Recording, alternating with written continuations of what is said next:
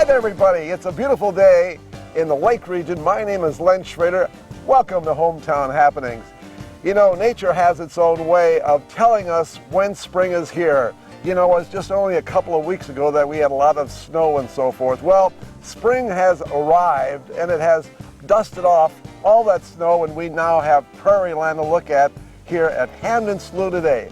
With me right now is Mike Murphy, and he is the refuge manager right here at Hamden Slough. Very Mike, nice to have you here. Really nice to be here, and I think we have a very interesting topic today.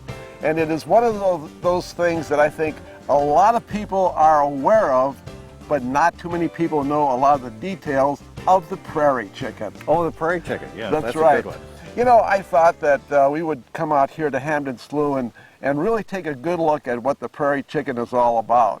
And Raina earlier this week shot some film, and I think it is really very interesting.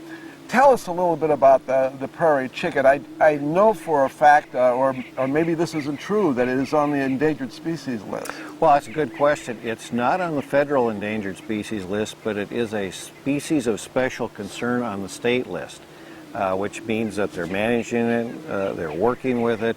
The numbers are down, but they have hopes that if they protect enough area and do enough management with the prairie chickens, that their numbers will come up. And their numbers are up dramatically in the state of Minnesota. And I do know that I think this next year, why they will be game as far as people will be able to shoot them this year, and that is a new thing, is it not? It's very new. Just this year was their first hunting of the prairie chickens in the state of Minnesota. 100 licenses were issued that a hunter could take 2 prairie chickens. So of a population of about 3,200 birds, they could take 200 of them. And I should say it wasn't so much that we have a large population, but the monies and revenues that were generated by those licenses go right into a program that's reinvested into the prairie chicken program to protect more areas and to enhance their numbers. So for good reason, then, the bird is one that can be shot at. Yeah, this is very much where a bird is generating money to protect itself, and it's a great opportunity for somebody to go out and learn about the prairie chickens. You learn nothing more. You probably learn no more about a bird than if you try and go out and hunt it. That'll teach you a lot about it. But it basically pays for much of the program to protect that bird. You know, one thing that I really enjoy watching as far as the prairie chicken, and that is this season, which is the mating season. Oh, and as you can see right now, we have a little tussle between 2 of the males, and the male bird is very distinct other than the female bird. Why don't you describe both the male and the female bird? I sure will. The prairie chicken display is one of the classic animal displays of the males demonstrating for each other and the female about their size, their strength, their colors, their characteristics, and the most successful and most aggressive male basically is the one that mates with the females. We have a prairie chicken blind, if you will, here on the refuge that 4 adults can sit in the early morning, and there'll be a colony of the prairie chickens in front of them. And at this point last year we had 51 prairie chickens. So far this year the highest number has been 31. But in the center of the birds will be your biggest and most aggressive males. They'll be stamping their feet, they'll be raising their feathers and showing these bright yellow and orange sacks. They'll be charging at each other, and occasionally they'll even put their spurs into each other, and in some cases this has resulted in either serious injury or death to the male prairie chickens. Now the females, of course, are just sitting in the grass, relatively docile. Very docile, and watching this. And then to the outside of the circle, or basically, is your very young, hopeful males who don't know how to quite do it right yet, and probably haven't gotten the size they need, and are really not a prime male yet. So they're just practicing on the outside rims, and you'll see them dancing and fighting, but not to the same degree that you see these powerful males in the center doing. Isn't it amazing that even with birds there are arenas, and certainly the greatest gladiator usually wins? That's very true, and we see that in many, many populations out here. The common golden-eyed duck right now, for instance, you'll have as many as 20 males around one female, and their display is the one who laughs the best gets the female. And they'll display for 45 minutes to an hour, and the female will swim off with the male that she's picking as the best male out of their display. Mike, what do you do personally here to try to attract the prairie chicken? I know that that is one of the birds that you really do enjoy having and having people view them. Well, Lynn, the prairie chickens are very well camouflaged during 9-10 months out of the year. They like heavy grass, they like some brush. Basically, they're going to stay in heavy cover and you're not going to see them very well. But during the spring, they like their colors to be seen by the other birds.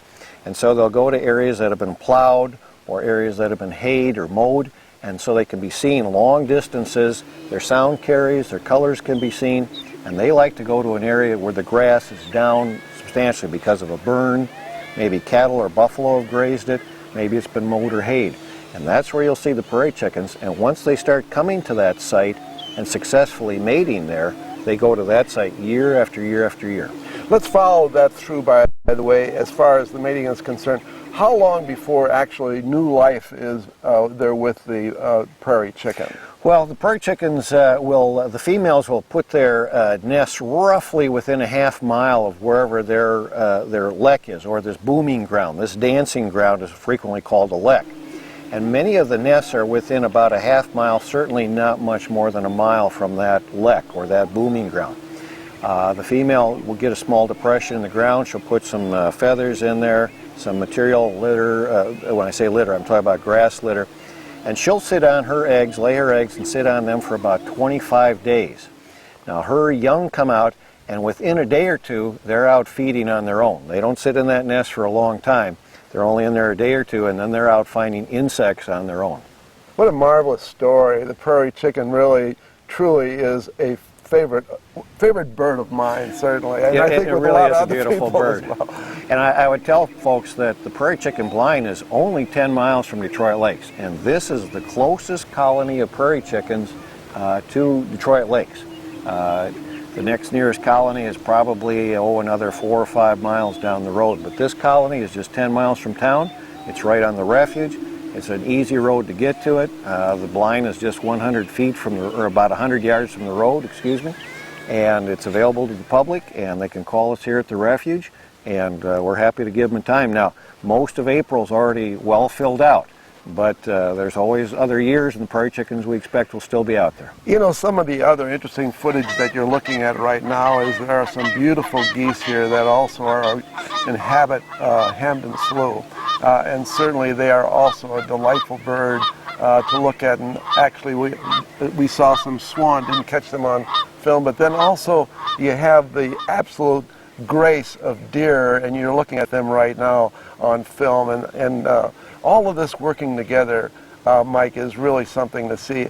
And you know, one of the things that I would just invite all of our friends out there that are in schools is ask your teacher to bring them to Hamden Slough and contact Mike Murphy. Mike, you might want to give a phone number right now. I sure will. We're right outside of Audubon, and our number is 439-6319. Again, it's 439-6319.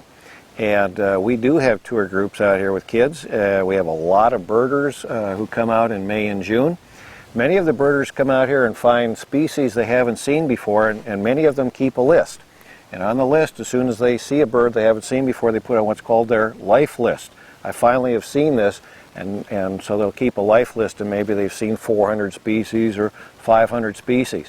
But we have a lot of people who come out here and they tell me, oh gosh, I've got 3 more birds that I've never seen before right here at Hamden Slough. And we consider that a very distinct privilege that we can do that. Young or old, come on out here to Hamden Slough and visit with Mike Murphy. You will absolutely be delighted.